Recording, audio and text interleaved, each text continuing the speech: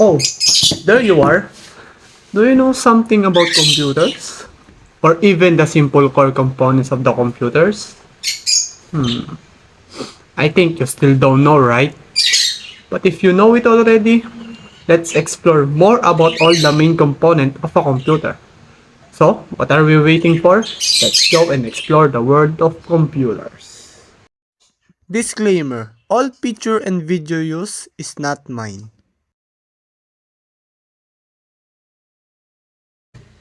Okay, today we are gonna talk about from the most common in a computer. So now, I'm going to ask you, what part of the computer attracts you the most? The most, huh? If you answer is a case of the computer, you are right.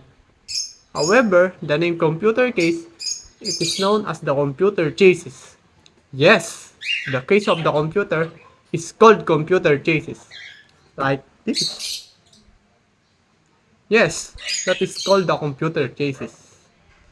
But do you know, the case of a computer is one of the most needed because it can protect and give protection for each sensitive parts of the computers. On the other hand, it gives the most cool vibe and aesthetic design of the computer that attract us to buy the computer more. And for our next one is the motherboard. When we say motherboard is the reason why all of the core peripherals of the computer can communicate and work together. Because motherboard holds all of the parts of the computer together. It connects the CPU, memory, hard drives, optical drives, video card, sound card, and other ports and expansion directly or via cable. Like this. But do you know that motherboard has north bridge and south bridge? You look surprised, right? Now I'm going to tell you what is the purpose of the north and south bridge. Now, take a look of this picture. In the north bridge, the RAM, CPU, and AGP is the part of the north bridge because the north part has the responsibility of handling high-speed communication between CPU, memory, and graphics card. While the South Bridge, it manages the input and output operation and connects devices like hard drives, USB, mouse, keyboards, and audio interfaces.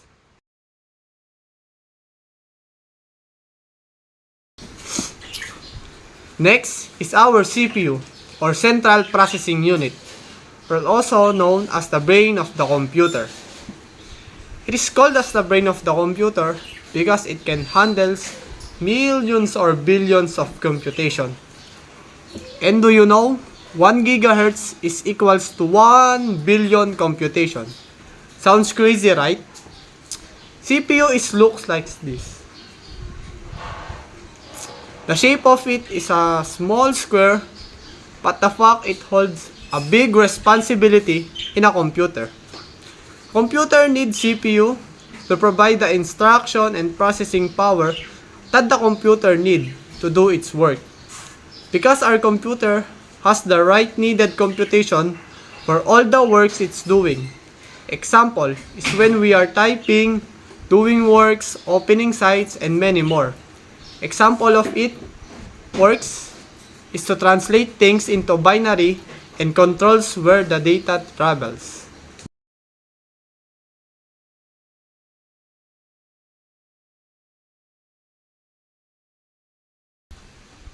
So for our next one, we're gonna discuss the two types of processor, the LGA and PGA. First one is the LGA, or land grade array. What is a LGA? LGA is a chip package with a very high density of contacts.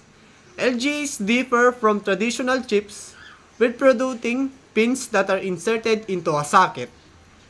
An LGA chip has flat pads on the bottom of its package that touch contacts on the motherboard socket. LGA is the one provide compressive electrical interconnect between the printed circuit boards and the processor. Now I will show you the looks of it.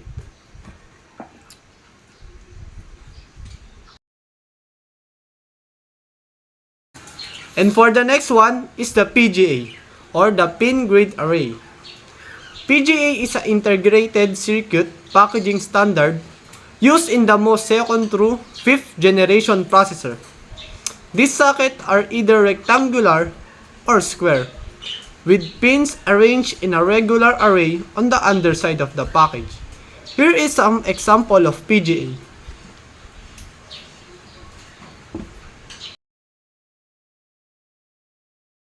So, if you're still here, I'm so proud of you staying. But we don't getting tired to learn. So next up is the cooling fan of our CPU. Let's take a look of it. It's look like an electric fan, right? But like more lighter and tinier. It is also important because of the fan system that makes the fan blades to spin to create airflow inside the computer case, giving the system the right and sustainable heat, not causing the system to overheat. But wait, there's more. For our next one is GPU, or the Graphics Processing Unit. GPU is the most favorite of all gamers. Yes, all gamers. The better the GPU, the more it gives us excite. When we say GPU, it has the responsibility to process data simultaneously and use for wide range application, include graphics and video rendering, best known for capabilities of gaming, and this is what it looks like.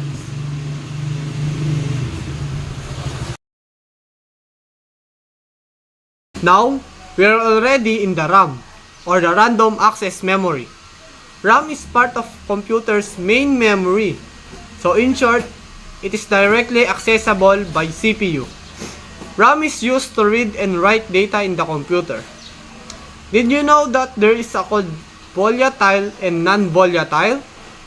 Volatile means when the power goes off or down, the stored information is lost or getting deleted. It will not remain. Non-volatile means even the power goes off or down, the remaining data will stay and will not getting lost or deleted. RAM has the nature of being volatile.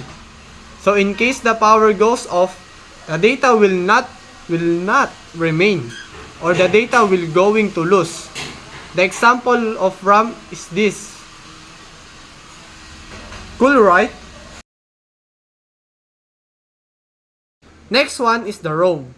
When you see this picture, what first comes in your mind? It looks like a bug or a centipede. It even looks like a switch. But it is the ROM, or read-only memory. ROM is a non-volatile memory.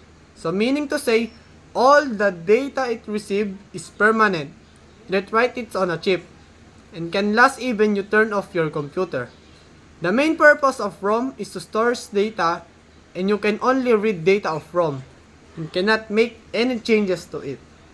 ROM also has the responsibility to store command needed to start the computer, so the system can be started. Example of this is when you open a device. The brand of the device will first appear. The reason of that is because of ROM has the command to pop up the brand of the devices right after you turn on your device. Like this.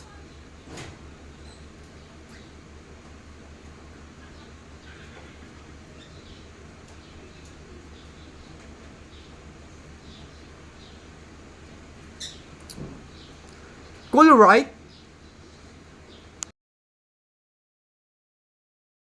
Now, we have the hard disk drive and solid state drive. First, what do you think is a hard disk drive? Or, what is the purpose of it? Do you know hard disk drive can store operating system, software programs, and other files using magnetic disk? Wait, what? Magnetic disk? Okay. I will show you now what hard drive disk looks like.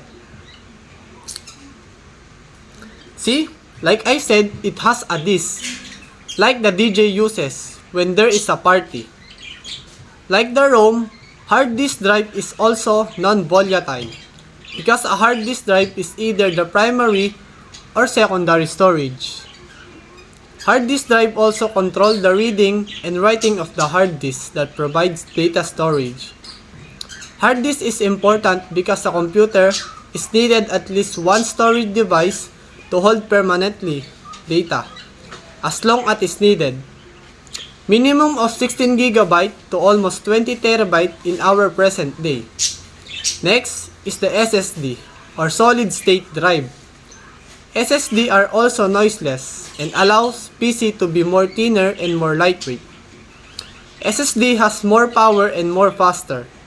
With the SSD, the device's operating system will boot up more rapidly. Programs will load quicker and files can be saved faster. Here is the example of SSD.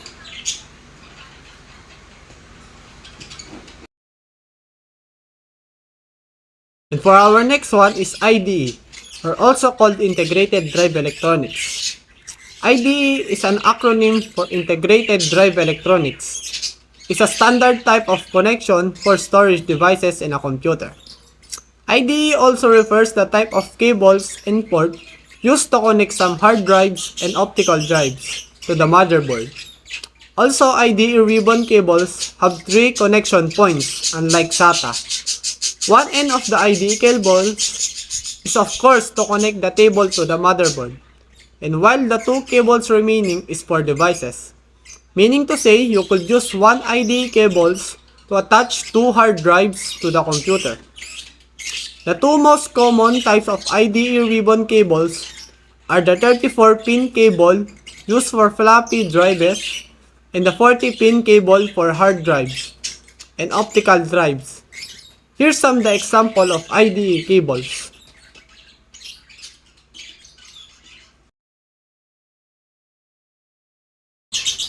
After the IDE cables, we have the SATA cables. SATA stands for Serial Advanced Technologies Attachment. Now, what is a SATA? SATA is an industry standard bus interface for connecting a computer's host bus adapter to storage devices, such as our HDD or hard disk drive, optical drives, and solid state drive or the SSD. And we are telling the 2 SATA cables. The first one is the SATA, and the other one is the eSATA cables. Now, what is the difference between them? The SATA cables are used inside the computer's case. However, the eSATA are cables that connect external devices outside the computers and support data transfer but no power. Additional to this topic, there is a SATA data connector and SATA power connectors. Here is the example of SATA cables and eSATA cables.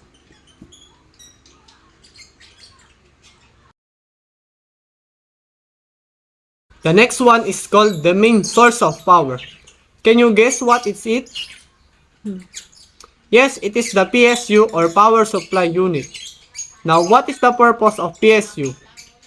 A PSU is the one converts the alternating high voltage current or AC into direct current or DC. And they also regulate the DC output voltage to the fine tolerance required for modern computing components. It also provides power to all core components of the computer. And this is the example of it.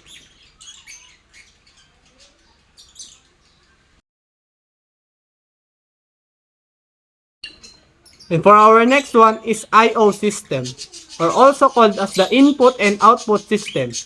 Do you know that it is pronounced as I and O? I/O system describes any program, device, or operation that transfers data from a computing system.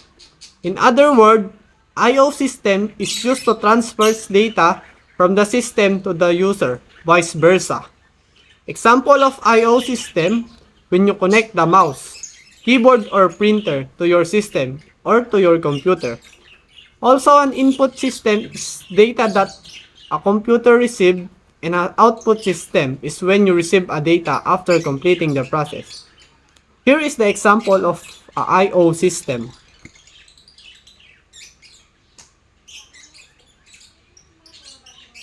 And now, we are going to talk about the different types of cables under the I/O system. First is the HDMI cables or the High Definition Multimedia Interface. The HDMI interface allows a port to send high-resolution digital video, theater quality sound and device commands through an HDMI connector and down a single HDMI cord.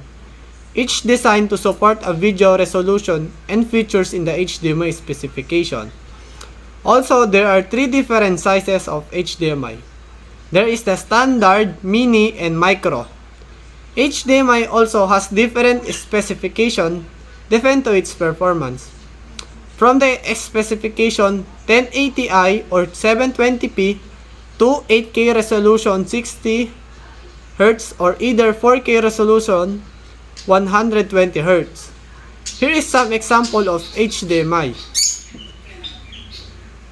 As you can see in the picture, there are three types of HDMI. There is the standard, mini, and micro. Next is the DVI cables or stand for Digital Visual Interface. A DVI cable is used to transfer a digital video signal from a device like a computer or DVD player to a display device such as a monitor, TV, or projector. Here are the example of different DVI cables that I'm going to show you. First is DVI-A, single link. One set of 8 pins and one set of 4 pins with 4 contacts around the blade. It is for analog only. DVI-D, dual link. 3 rows of 8 pins and a solitary flat blade for digital only. DVI-D, single link. 2 set of 9 pins and a solitary flat blade for digital only. DVI-I, dual link. 3 rows of 8 pins and 4 contacts around the blade for digital and analog. DVI, single link. 2 set of 9 pins and 4 contacts around the blade for digital and analog also. Okay, for our next one is the VGA cables. VGA stands for Video Graphics Array. A VGA cable is a device used to transfer video signals. It does this by acting as a link between the computer and the monitor, or between the computer and the television screen. The video graphic cables comes in 2 types, male and female connector. Also, a VGA cable has multiple uses in the electronic field. It is used as a connector in electronic devices like laptops, television, monitors, video cards, and other electronic devices. It is used to connect and send signals between computers and monitors, between computers and television, and between computers and laptops. Here is some example of the picture of a VGA cables.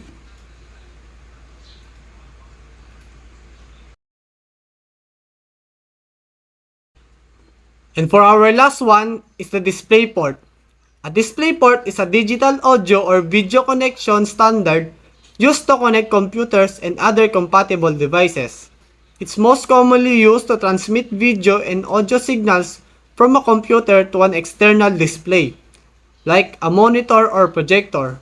It also facilitates the transmission of video and audio data between a source device, such as a computer, and a display device, such as a projector, monitor, or television.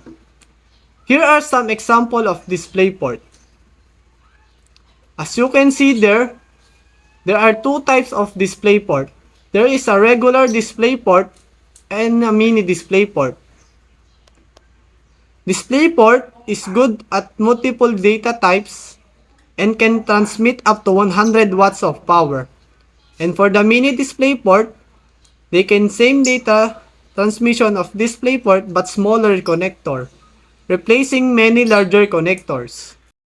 So now that you understand and already learned the world of computer itself, I'm congratulating you for being here until the end.